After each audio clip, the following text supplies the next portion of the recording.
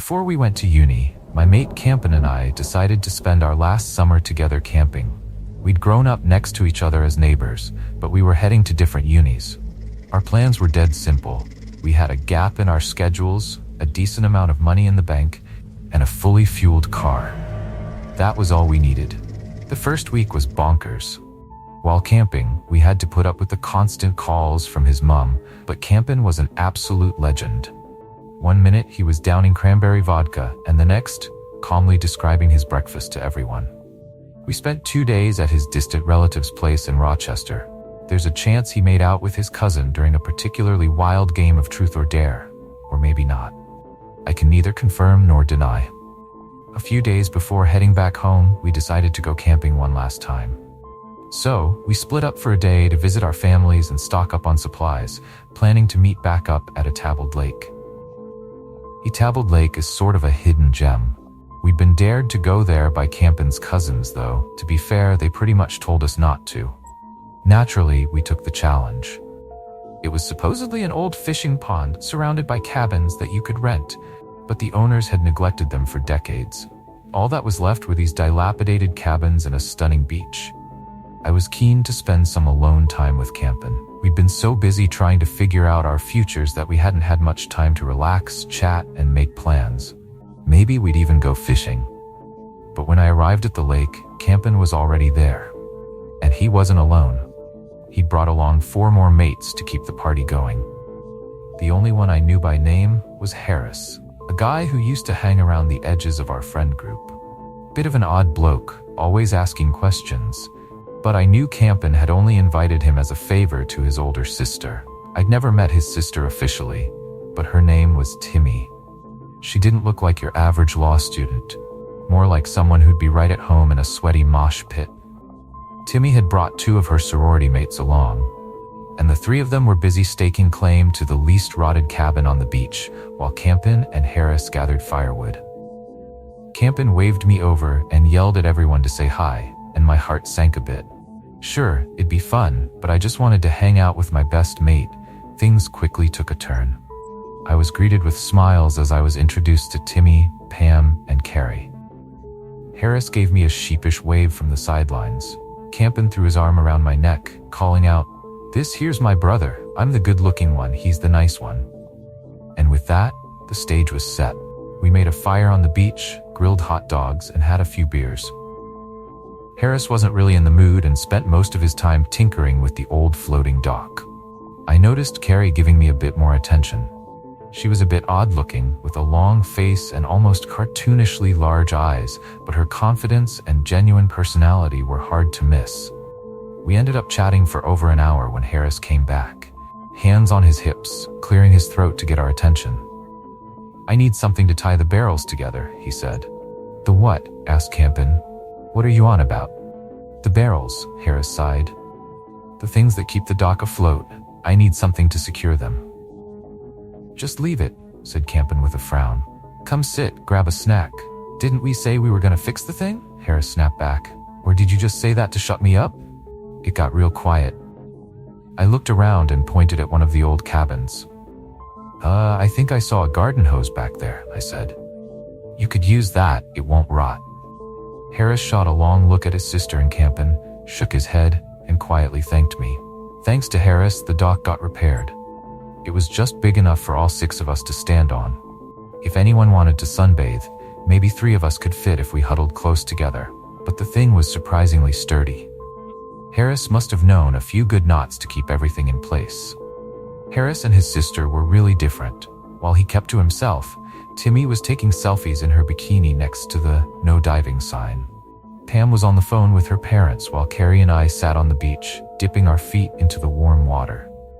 Within an hour, the sun would set, casting a golden glow over the lake. I knew it was going to be a great night. We all headed onto the floating dock. Timmy and Campen sat at the edge, pushing us into the lake. We cheered, teased each other, and laughed. Everything you're supposed to do when you're young and curious. We paddled out to the middle of the lake, ignoring the abandoned no diving sign, and all dove headfirst into the water. Everyone except Harris. The lake was colder than expected, and we all shivered a bit. But it didn't stop us. Within seconds, a bikini top was being tossed around like a beach ball, and everyone was grinning. Well, except Harris. He turned to us and said something, but I'm not sure what. He pointed towards the shore to get our attention, but nothing happened quickly. Carrie was next to me, asking me to keep her warm, while Campen and Timmy were making out on the dock. I casually glanced in the direction Harris was pointing and saw something, or rather, someone, on the shore. From a distance, I could tell they were tall, about 6 feet, possibly a man. He was wearing a kind of air rubber gas mask, but without the filters, and a huge gray trench coat that was way too big for him, leaving a long trail in the sand. The coat had countless pockets sewn onto it. He was holding a crossbow, not one of those sleek, modern black ones, but something he'd probably built in a garage. The thing was massive, made of heavy metal, maybe from an old car's leaf spring. Just as we turned to look, he set the crossbow into the sand and pulled something out from his coat. It was a steel spike, about as long as an arm. The whole thing took just a few seconds, and the sight was so strange that none of us reacted properly. Harris glanced back at the rest of us as the conversation died out. We were still smiling, but it was more of an unconscious reaction. We were like deer frozen at the sight of a predator, hoping it wouldn't notice us. But of course, he did. We were out in the open, completely exposed. Harris turned to his sister and casually gestured towards the shore. "Do you know that guy?" he asked. Timmy clung to Campen's shoulder, her eyes growing wide as the man on the shore raised the crossbow. It didn't take him long to aim. After all, we were sitting ducks. There was a click, a thud, and a snapping sound. It happened in less than a second. A bolt made of sharpened steel, as long as my arm, lodged itself deep in Harris's chest. There wasn't a scream, just a gasp as the air was forced out of his lungs. Sometimes I still hear it, just one sharp cough, like he was choking on something. The impact was so strong it looked like someone had flipped a switch on him. Harris collapsed onto the dock, his arms spread wide like he'd been crucified. Panic erupted. Campen held Timmy back from climbing onto the dock. Carrie and Pam hid underneath. I didn't understand what was happening and stayed frozen in place, watching as our attacker loaded another bolt into his crossbow. If Campen hadn't called my name, I might not have snapped out of my daze. I dove under, swam over to the others, and hid under the dock. Blood was already dripping through the cracks in the planks. Timmy couldn't stop screaming. Her pupils were so dilated they looked black. Her screams were so loud and constant that they blended together, sounding like nothing at all. That's what the world looked like to me in that moment. Panicked, wide-open mouths shouting at each other, demanding answers. There was a horrible crack as 4 boards were torn apart by a second shot. The force of the bolt rushing through the air was so strong, I could feel it even from where I was hiding. We all stayed under the dock, keeping our heads down, trying to show as little of ourselves as possible. But just seconds later, I heard another shot. A few more planks exploded into splinters, and blood poured down through the hole, mixing the smell of wet wood with sickening amounts of blood. Everyone was talking and shouting over each other. Carrie was screaming at us to dive, while Pam insisted we split up. We did neither. Instead, I watched through the gap in the dock as the man reloaded and crouched down. He was up to something. He fired at an angle, trying to skip the bolt across the water. It worked. There was this horrible buzzing sound as it shot right towards us. I could see the ripples on the lake where the bolt struck.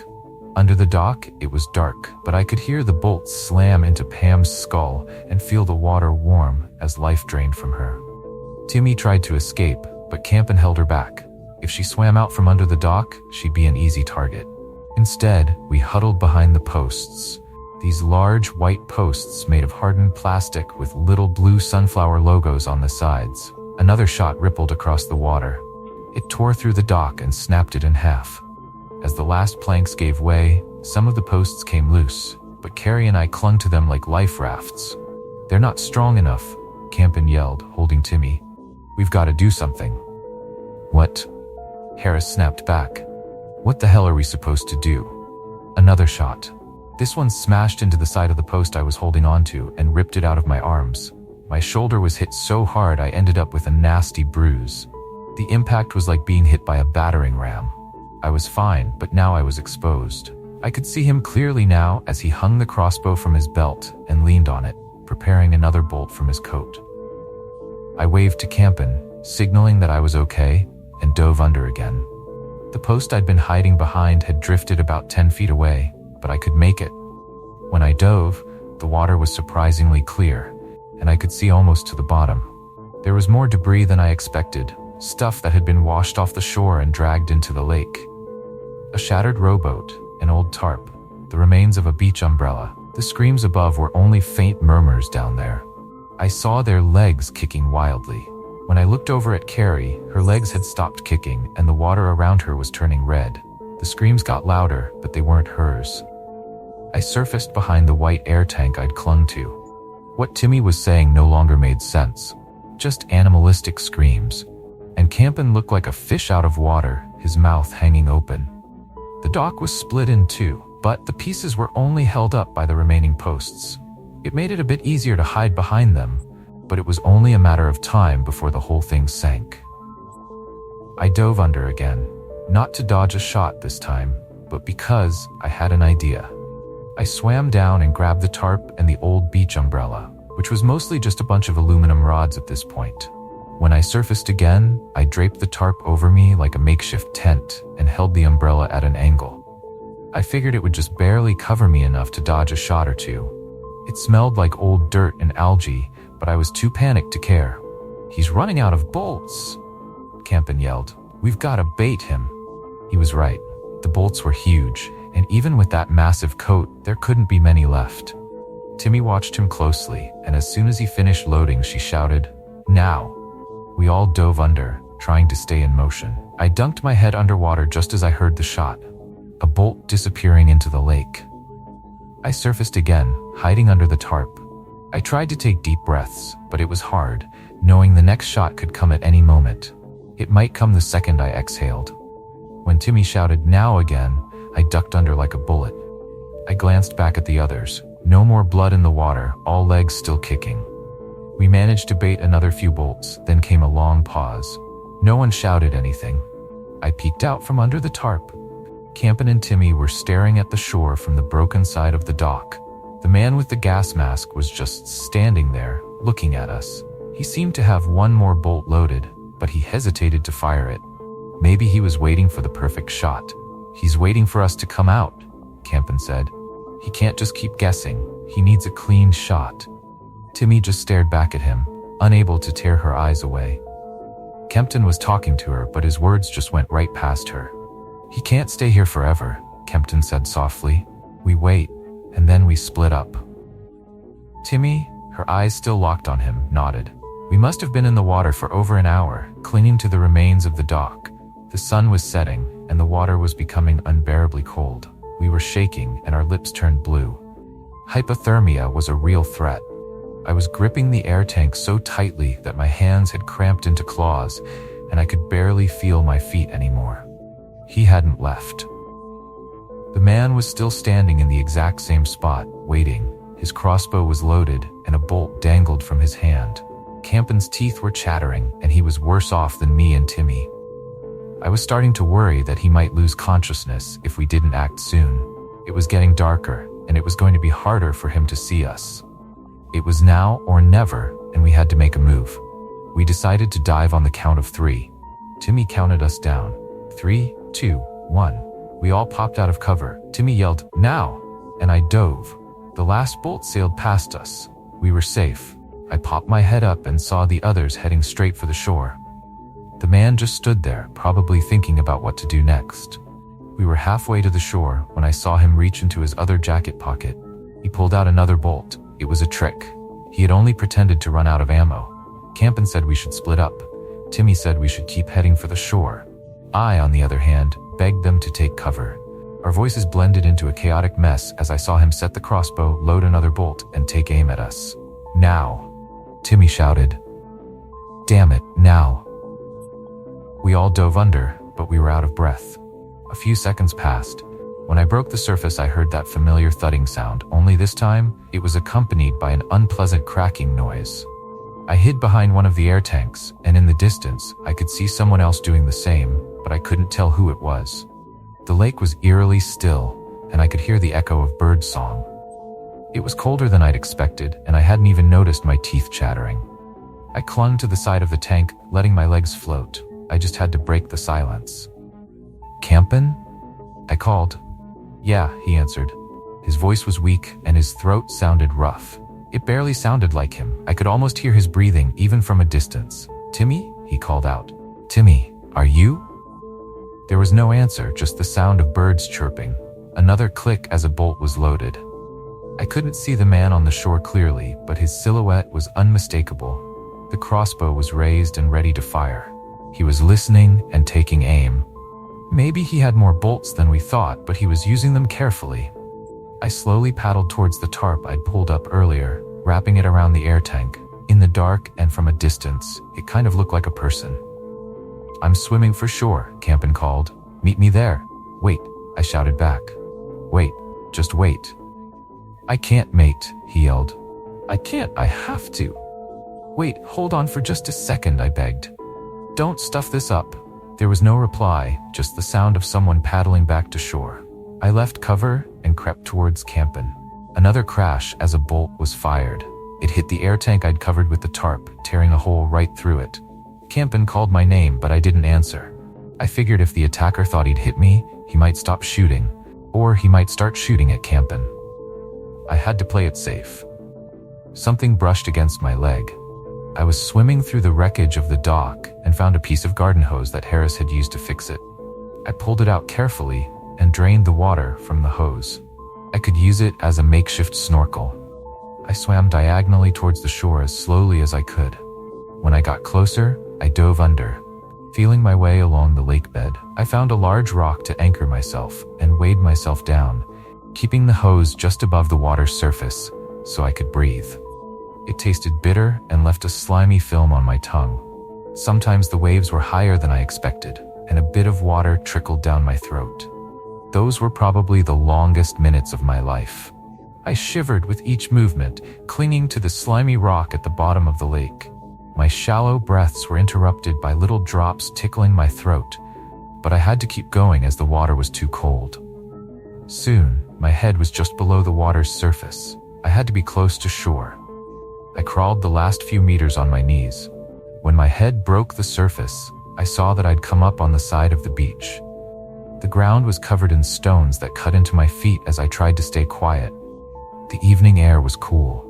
I wove my way through the underbrush, stepping over roots and fallen branches.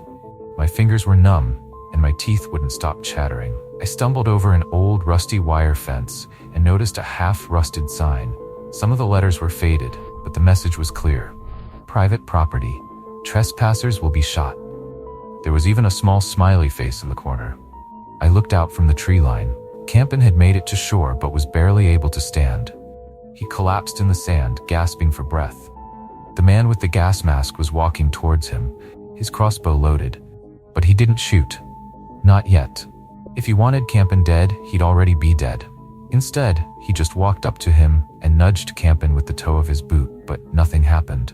I think Campin had passed out by that point. Maybe it was too much for him, losing everyone. Whatever the reason, Campin had given up completely. The crossbowman had apparently decided not to waste a bolt on him. Instead, he calmly picked up the no diving sign that Timmy had posed with earlier, unloaded his crossbow, and walked away as if nothing had happened. Once the coast was clear, I took off running. When I reached Campin, he was barely breathing. I looked around the beach but couldn't see my stuff in the dark. I patted Campin on the cheek to bring him back, but his eyes had rolled back in his head. There was a sound. It came from Campin's clothes, down by the water, his phone. His worried parents were calling again for the third time that day. I forget how many times Campin had spoken with them. I must have sounded completely hysterical when I answered and begged them to send help. Not long after, I had emergency services on the phone. I had to perform CPR to keep Campin alive. By the time the rescue team arrived, he'd already lost a lot of color. We were both badly hypothermic. Those last minutes at Etabled Lake were almost psychedelic. The flashing lights from 4 different vehicles blended into the darkness and lit up angry, stressed faces. Occasionally, a camera would flash as they photographed the body washed up on the shore. A paramedic was trying to get me to focus on a little light he was holding in front of my eyes. I could hear him talking, but he sounded so far away, like he wasn't really there. For a moment, I thought I had imagined the whole thing. Maybe I was still out on the lake. Maybe I was just lying there, watching my life flash before my eyes. I could still hear the dull thud of the metal bolts bouncing across the surface, so loud and clear it could have been real. And as we left Etabled Lake, I imagined two glassy eyes behind a gas mask, watching us, waiting. The police came to the hospital to talk to me. They asked if we had trespassed and what had happened. They didn't seem to believe me when I told them about the crossbowmen. The autopsies showed that Pam, Carrie, Harris, and Timmy all had alcohol in their blood, enough to chalk it up to some kind of accident. The police found a destroyed dock, loads of booze, and 4 dead bodies. They made up their own conclusions. Stab wounds and witness statements aside, there were no charges, no investigation, no outrage. Harris and Timmy's parents lost 2 kids that day. Campen and I have tried to talk to them since, but it's been nearly impossible. I can't blame them. They're broken. Campen and I have gone back a few times and put up signs of our own to warn passersby about the killer. The last time I went back there last year, someone had taken the sign down, but the no diving sign was still there. That last summer, at Etabled Lake, was the worst thing I've ever lived through. Just seeing a body of water now makes me shiver. It's like my blood remembers more than my mind does. I'm grateful that I still have Campen to talk about it with. I think it hit him harder than it did me. He's become a lot quieter, barely ever leaves the house anymore. We're the only ones who really know what happened, the only ones who believe it. We've tried to warn others, but they think we're making it up. A story about a madman with a crossbow sounds a lot better than people drowning from alcohol poisoning and a rotten dock. And people believe what they want to believe. Accidents happen all the time, people disappear, and sometimes the answer is right in front of them, but no one asks the right questions.